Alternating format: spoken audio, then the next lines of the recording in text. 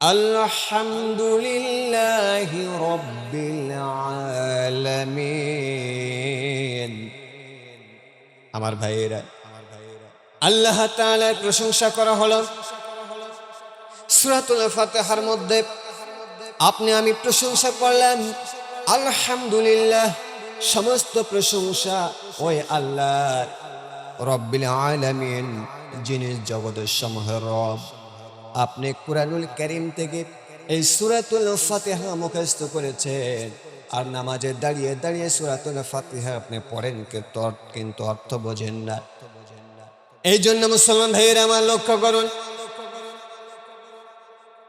আপনি যখন নামাজে দাঁড়িয়ে নিজের জীবনটাকে সংশোধন করার লক্ষ্যে একমাত্র আল্লাহ সুবহানাহু ওয়া তাআলার সঙ্গে সম্পর্ক স্থাপন করার জন্য যখন আপনি নামাজে দাঁড়িয়ে যান, আর নামাজে দাঁড়িয়ে যখন কোনো ব্যক্তি শুধুমাত্র বলে আলহামদুলিল্লাহ,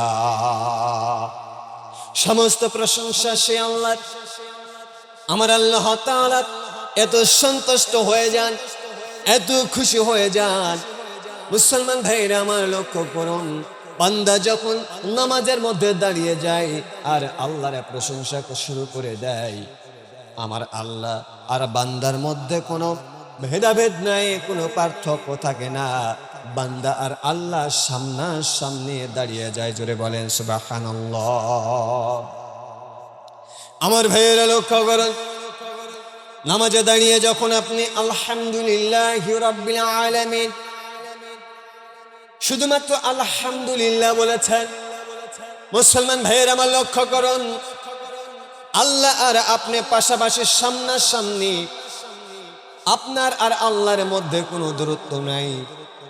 মুসলমান ভাইয়েরা আমার লক্ষ্য করুন, আমার আল্লাহ তাআলা এত খুশি হয়ে যান, এত সন্তুষ্ট হয়ে যান, ফেরেশতাদেরকে ডাক দেয়, বলে ফেরেশতারা শোনো, আমার বান্দা আমার সন্তুষ্টি অর্জনের লক্ষ্যে নামাজে দাঁড়িয়ে গেছে। নামাজে দাঁড়িয়ে আলহামদুলিল্লাহ, সমস্ত প্রশংসা একমাত্র আল্লাহর। আমি আল্লাহর প্রশংসা করা যখন শুরু করে দিয়েছে, আমি আল্লাহ তাআলা বান্দার উপরে এত সন্তুষ্ট হয়েছি, এত খুশি হয়ে গেছি, আমি আল্লাহ তাআলা ঘোষণা করে দিলাম, ওই নামাজে দাঁড়িয়ে বান্দা আজকে যা চাবে, বান্দার সমস্ত চা পাওয়াগুলো আমি আল্লাহ তাআলা পূর্ণ করে দেব। মুসলমান ভাইয়ের আমার লক্ষ্য করুন, শুধুমাত্র আল্লাহ তাআলা প্রশংসা করলেন আলহামদুলিল্লাহ, সমস্ত প্রশংসা আল্লাহর, যিনি আসমান জমিন সৃষ্টি করেছেন, সব কিছু যিনি সৃষ্টি করেছেন, সে আল্লাহ তাআলা প্রশংসা করার কারণে আল্লাহ রাব্বুল আলামিন আপনার উপরে খুশি হয়ে আপনার সমস্ত দোয়াগুলো, আপনার চাওয়াগুলো আল্লাহ তাআলা পূর্ণ করে দেবেন। সেই ওয়াদা আমার আল্লাহ তাআলা দিয়েছেন। জোরে বলেন সুবহানাল্লাহ। মুসলমান ভাইয়েরা আমার লক্ষ্য করুন, এখন বিজ্ঞান এই কুরআনুল কারীম থেকে গবেষণা করে রিসার্চ করে কি তথ্য দিচ্ছেন, আলহামদু শব্দের মধ্যে 5টি অক্ষর রয়েছে। আমার ভাইয়েরা, আলহামদু শব্দের মধ্যে 5 আর লিল্লাহ শব্দের মধ্যে 3, টোটাল অক্ষর হলো 8টি। আমার আল্লাহ রাব্বুল আলামিন জানিয়ে দিয়েছে, বিজ্ঞান তথ্য দিচ্ছে, কোন বান্দা নামাজের মধ্যে দাঁড়িয়ে শুধুমাত্র আলহামদুলিল্লাহ পর্যন্ত যদি 8টি অক্ষর তেলাওয়াত করতে পারে, এই 8টি অক্ষর উচ্চারণ করতে পারে, আমার আল্লাহ তাআলা বিজ্ঞান বলছে ওই বান্দার জন্য 8টি জান্নাত ওয়াজিব করে দেন। জোরে জোরে বলেন সুবহানাল্লাহ। মুসলমান ভাইয়ের আমার লক্ষ্য করুন, এই জন্য আপনাকে আমাকে মনোযোগী হওয়া লাগবে।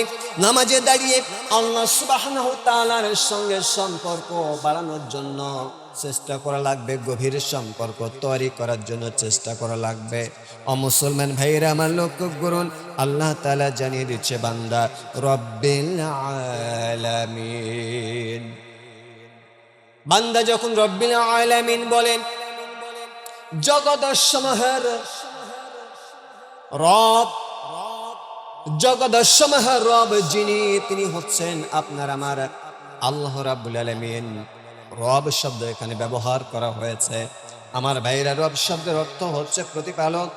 রব শব্দের অর্থ হচ্ছে পালনকর্তা, যিনি আপনাকে আমাকে পালন করেন, যিনি গোটা বিশ্ববাসীকে পালন করেন, লালন পালন করেন, যিনি গোটা বিশ্ববাসীর চাহিদা পূর্ণ করেন, যিনি আইন দান করেন, যিনি বিধান দেন, তিনি হচ্ছেন আপনার আমার রব। জোরে জোরে বলেন সুবহানাল্লাহ।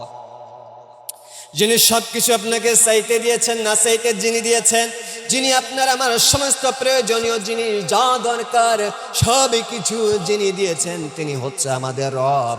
আমার ভাইরা লক্ষ্য করুন, কোন বান্দা যখন বলেন ও রব্বিল আলামিন, জগতের সমূহ রব একমাত্র আমার আল্লাহ তাআলা। আমার ভাইরা, রব্বিল আলামিন এই শব্দের মধ্যে অক্ষর রয়েছে 10টি।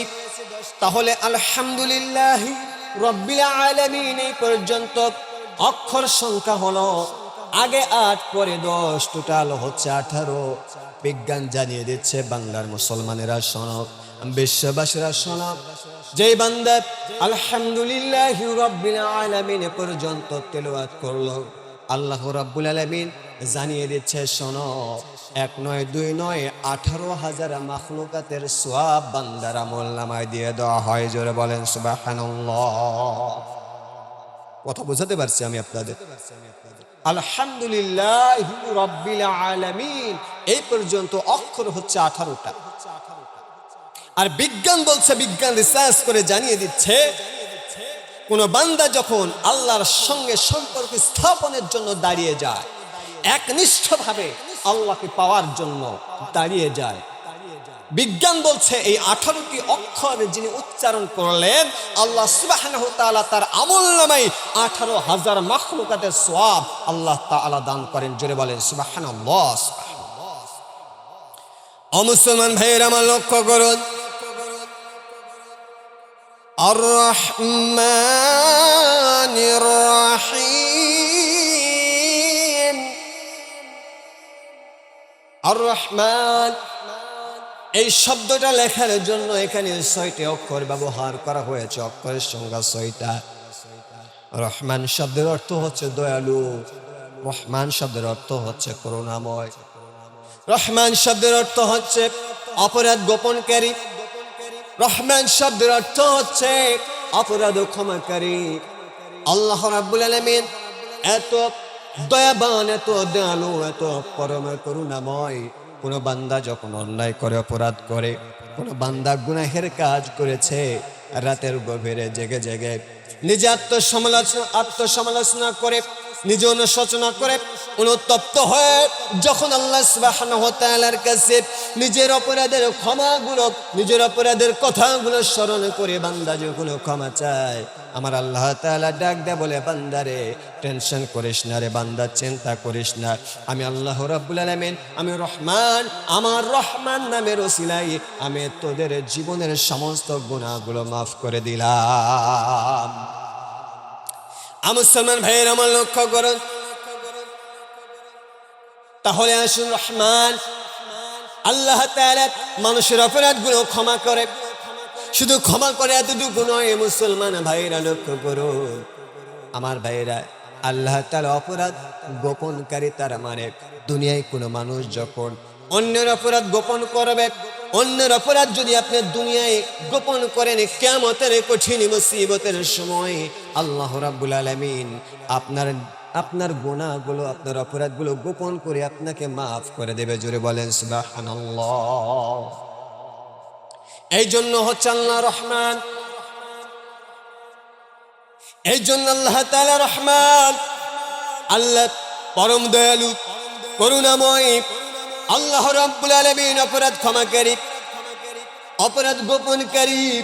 এই জন্য মুসলমান ভাইয়েরা আমার, নিজে অন্যায় করেছেন, অপরাধ করেছেন, গুনাহের কাজগুলো করেছেন, গুনাহের কাজগুলো করার পর গভীর রজনীতে আপনি নিজে নিজে আত্মসমালোচনা করুন, নিজে নিজে অনুতপ্ত হন, অনুশোচনা করে আল্লাহ তাআলার কাছে মাফ চান, আল্লাহ তাআলা আপনাকে অবশ্যই অবশ্যই মাফ করে দিবেন। জোরে বলেন সুবহানাল্লাহ।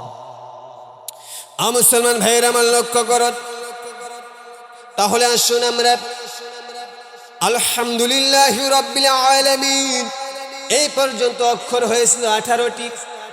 আমার ভাইরা বিজ্ঞান বলছে আর রহমান শব্দটা লেখার জন্য আরো 6টি অক্ষর ব্যবহার করা হয়েছে। তাহলে 18 আর 6 যদি যোগ করে দেন তাহলে হয় 24টি। জোরে বলেন সুবহানাল্লাহ। তাহলে আর রহমান পর্যন্ত অক্ষরের সংখ্যা হলো 24টি। বিজ্ঞান বলছে আল্লাহ সুবহানাহু ওয়া তাআলা দিন এবং রাত সৃষ্টি করেছেন 24 ঘন্টা। জোরে জোরে বলেন সুবহানাল্লাহ। আমার ভাইয়েরা লক্ষ্য করুন, আল্লাহ তাআলা জানিয়ে দিচ্ছে বান্দা শোনো, বিজ্ঞানের মাধ্যমে বিজ্ঞান রিসার্চ করে জানিয়ে দিচ্ছে ও বিশ্ববাসীরা শোনো, কোন মানুষ যখন আর রহমান পর্যন্ত পড়ে, ও মুসলমান ভাইয়েরা আমার, আর রহমান পর্যন্ত যখন নামাজের মধ্যে দাঁড়িয়ে দাঁড়িয়ে কুরআনুল কারীম থেকে সূরা ফাতিহা তেলাওয়াত করা শুরু করলেন, আর রহমান পর্যন্ত আসলেন, এখানে সংখ্যা অক্ষর হচ্ছে 24টি। আল্লাহ সুবহানাহু ওয়া তাআলা দিন এবং রাত 24 ঘন্টা সৃষ্টি করেছেন। এই 24 ঘন্টার মধ্যে আল্লাহ তাআলা আপনাকে পবিত্র হিসেবে কবুল করে নেন। জোরে জোরে বলেন সুবহানাল্লাহ। মুসলমান ভাইয়েরা আমার লক্ষ্য করুন, আল্লাহ তাআলা পরে জানিয়ে দিচ্ছে রহিম শব্দ ব্যবহার করা হয়েছে আর রহমানির রহিম। রহিম শব্দ এখানে আল্লাহ তাআলা ব্যবহার করেছেন। ও মুসলমান ভাইরা একটু লক্ষ্য করুন, রহিম শব্দের অর্থ হচ্ছে মেহেরবান। ও মুসলমান ভাইরা আমার লক্ষ্য করুন, মেহেরবান অতি দয়াবান। ও মুসলমান ভাইরা, আল্লাহ তাআলা এত দয়াবান, এত মেহেরবান। ও মুসলমান ভাইরা লক্ষ্য করুন, আল্লাহ তাআলা শুধুমাত্র এই রহিম আর রহমান শব্দটা সেক্ষেত্রে ব্যবহার করে দিয়েছেন, সেক্ষেত্রে রহমান শব্দটা ব্যবহার করেছে আল্লাহ তাআলা গোটা বিশ্ববাসীকে নিজ ইচ্ছাকৃতভাবে রিজিক দান করেন। জোরে জোরে বলেন সুবহানাল্লাহ। আর রহিম শব্দ ব্যবহার করা হয়েছে স্পেশাল কিছু আল্লাহ নৈকট্য প্রাপ্ত বান্দা যারা, তাদেরকে আল্লাহ তাআলা রিজিক দেন, তাদের ক্ষেত্রে রহিম শব্দ ব্যবহার করা হয়েছে। জোরে বলেন সুবহানাল্লাহ।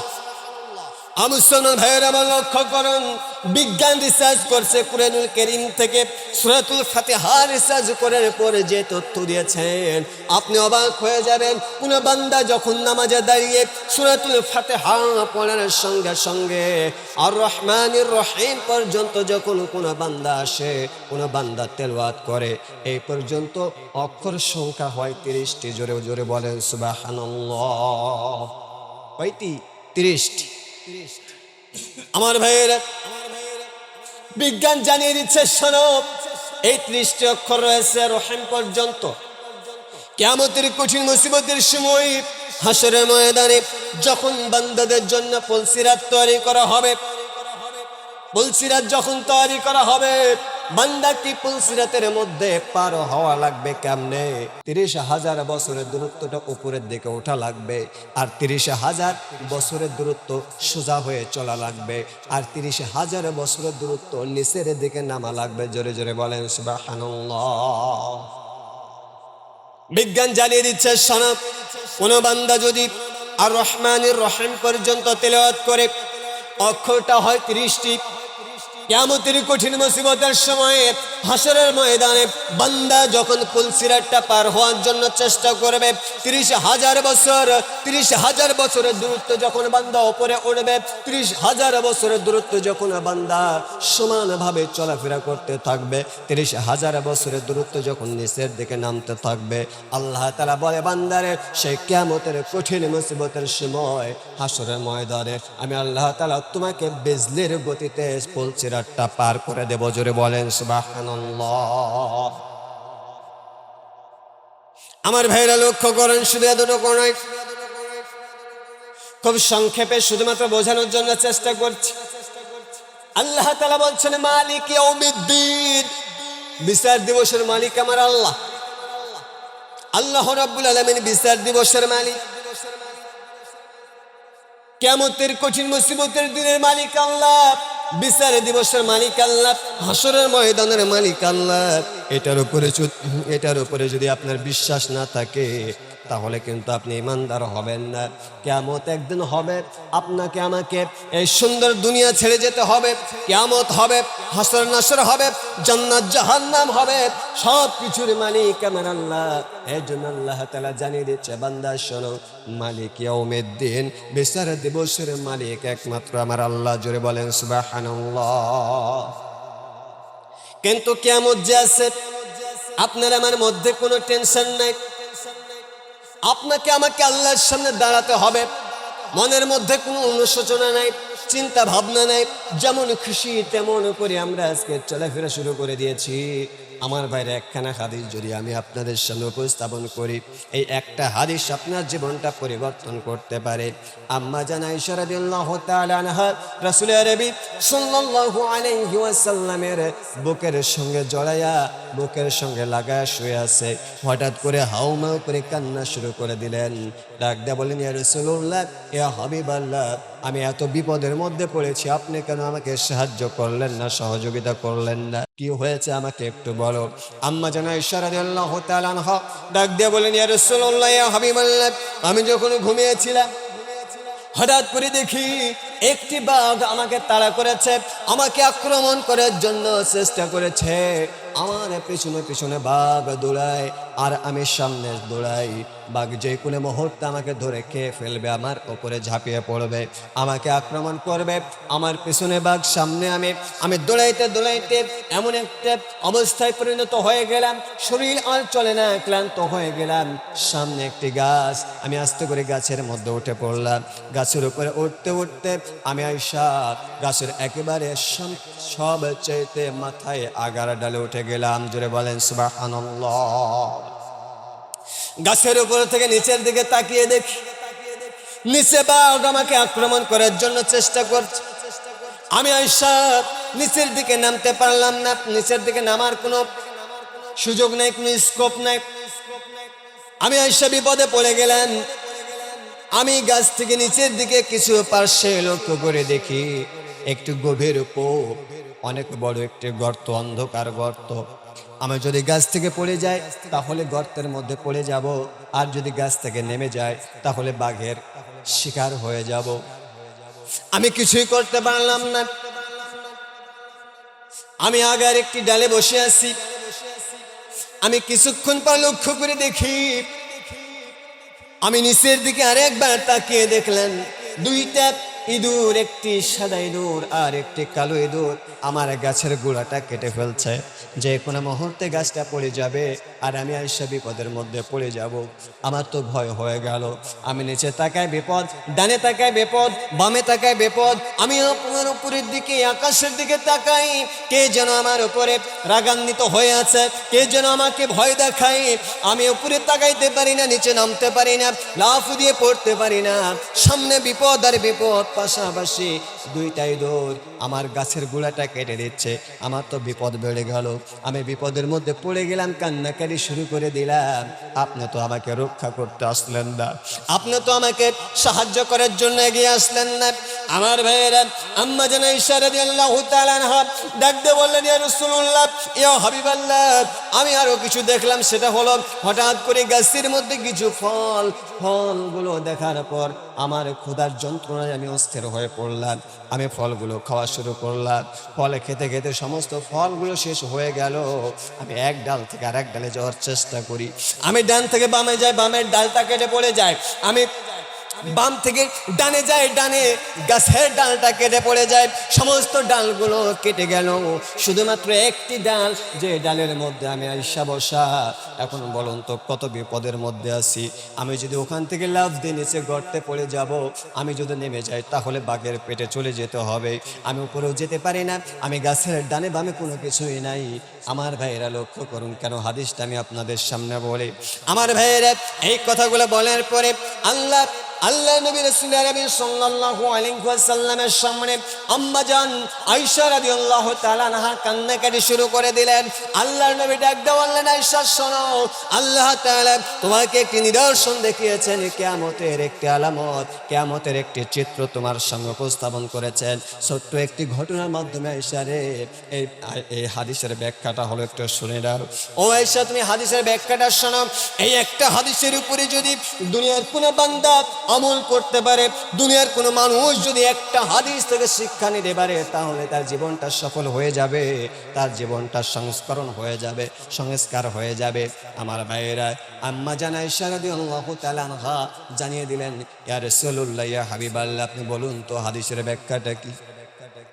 আল্লাহর নবী রাসূল সাল্লাল্লাহু আলাইহি ওয়াসাল্লাম ডাক দিয়ে বলেন, আয়েশা রে শোনো, তোমাকে যে বাঘ আক্রমণ করেছে, তাড়িয়ে ধরেছে, তুমি সামনে বাঘ পিছনে, দুনিয়াতে প্রত্যেকটা মানুষের পিছনে পিছনে একটা করে বাঘ, তার মানে মালাকুল মাউত। ওই যে বাঘটা তোমাকে আক্রমণ করেছে, তোমাকে তাড়িয়ে ধরার জন্য চেষ্টা করেছে, ওটা অন্য কেউ নয়, ওটা মালাকুল মাউত, ওটা হচ্ছে মৃত্যুর ফেরেশতা আজরাইল। পৃথিবীতে যত মানুষ আছে প্রত্যেকের পিছনে পিছনে আজরাইল ধাওয়া করেছে। জোরে বলেন ঠিক কিনা? ও আয়েশা শোনো, আজরাইল তোমার পেছনে, তুমি দৌড়াইয়া দৌড়াইয়া গাছের সামনে চলে গেলে, গাছের উপরে যখন তুমি উঠে গেলে, এই গাছটা অন্য কিছু নয়, এই গাছটা হচ্ছে দুনিয়া, এই গাছটা হচ্ছে দুনিয়া। ও মুসলমান ভাইয়েরা লক্ষ্য করুন, মজার একটি হাদিস, এই গাছটা হচ্ছে দুনিয়া। আল্লাহ নবী ডাক দিয়ে বলল, আয়েশা রে, তুমি যে ওই গাছের উপর থেকে নিচের দিকে লক্ষ্য করেছো, লক্ষ্য করে দেখো যে এটা গর্ত, কালো একটা বিশাল গর্ত, সেটা অন্য কিছু নয়, সেটা হচ্ছে তোমার জন্য কবর। বিশাল যে গর্ত, এটা হচ্ছে তোমার জন্য কবর। আয়েশা রে, আয়েশা শোনো, আর তুমি লক্ষ্য করে দেখেছ দুইটা ইঁদুর, একটি সাদা ইঁদুর আর একটি কালো ইঁদুর, তোমার গাছটার গুড়াটা কেটে দিচ্ছে, এটা অন্য কেউ নয়, আল্লাহ তাআলা দিন রাত 24 ঘন্টা তৈরি করেছে। সাদা ইঁদুর সেটা হচ্ছে দিন, আর কালো ইঁদুর সেটা হচ্ছে রাত। এই কালো ইঁদুর আর সাদা ইঁদুর তোমার গাছের গোড়াটা যেমন করে কেটে দিচ্ছে, দিন আর রাত মিলে তোমার হায়াতের জিন্দেগিটা কেটে দিচ্ছে। জোরে বলেন সুবহানাল্লাহ। ও আয়েশা রে শোনো, আর তুমি সাময়িক সময়ের জন্য যে গাছ তোমাকে ফল দিয়েছে, এই ফলগুলো খেয়েছো, এই গাছটা হচ্ছে দুনিয়া। ও আয়েশা, এখান থেকে শিক্ষা নাও, দুনিয়াটা হচ্ছে একটা গাছের মতো। দুনিয়াটা ওই গাছটা কি, তুমি যে গাছের ফলগুলো সংগ্রহ করেছো, খেয়েছো, এই গাছটা ছিল দুনিয়া। এই দুনিয়ার মোহে পড়ে যদি তুমি আজরাইলকে ভুলে যাও, তুমি যদি কবরকে ভুলে যাও, দুনিয়ার মায়ায় পড়ে গিয়া তুমি যদি তোমার হায়াত দিনের পর দিন শেষ হয়ে যাচ্ছে, এই বিষয়টা যদি ভুলে যাও রে আয়েশা, তাহলে দুনিয়া থেকে তুমি একদিন বিদায় গ্রহণ করবে, ওই কবরে যাবে, কবর থেকে উঠে আবার কিয়ামতের ময়দানে তোমাকে উপস্থিত হওয়া লাগবে। এই দুনিয়ায় মাই পড়ে তুমি যা কিছু করেছো, সবই কিছুর হিসাব একদিন আল্লাহর সামনে দিতে হবে। জোরে বলেন ঠিক কিনা? মুসলমান ভাইরা আমার, এই জন্য লক্ষ্য করুন, কিয়ামত আছে, কিয়ামত আছে। দুনিয়ার মায়ায় পড়ে দুনিয়ার সব কিছুকে ভুলে গিয়া, দুনিয়ার সব কিছুকে সঙ্গে নিয়ে আপনি চলবেন, হবে না, হবে না।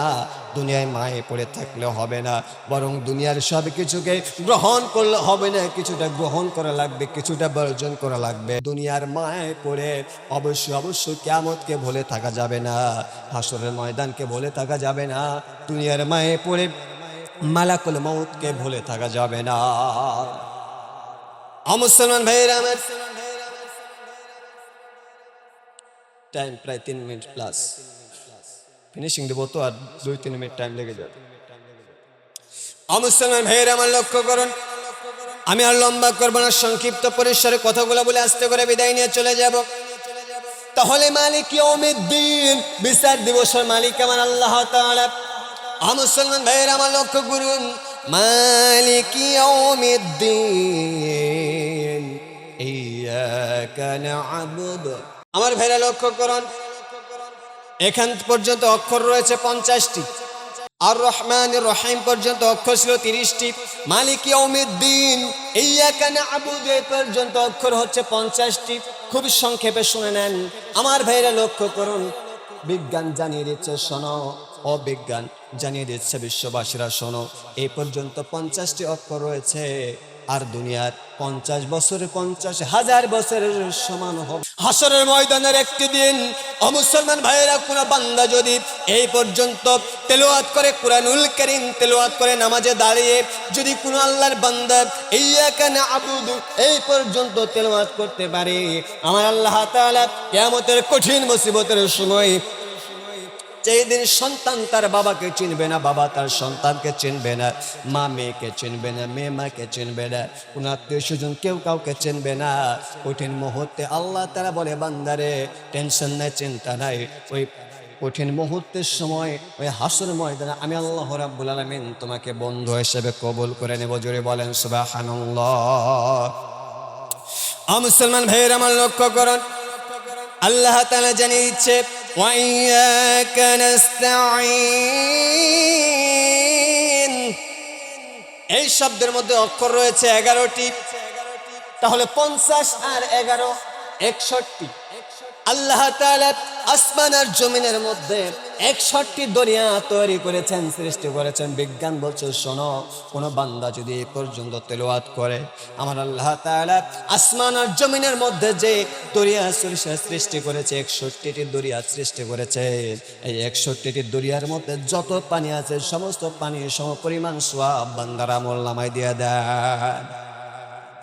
মুসলমান ভাইয়ের আমার লক্ষ্য করুন, আর সামনের দিকে এগোবো না, আল্লাহ তাআলা জানিয়ে দিচ্ছে ইহদিনাস সিরাতাল মুস্তাকিম।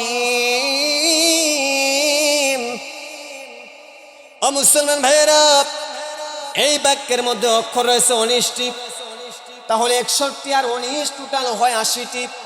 এই পর্যন্ত যদি কোনো বান্দা নামাজে দাঁড়িয়ে সূরাতুল ফাতিহা তেলাওয়াত করতে পারে, আমার ভাইয়েরা লক্ষ্য করুন, মুসলমান ভাইয়েরা লক্ষ্য করো, আল্লাহ তাআলা জানিয়ে দিচ্ছে, বান্দা দুনিয়ায় তোমরা মদ পান করো, আর মদ পানের বিচার হচ্ছে 80টি দৌড়া মারা।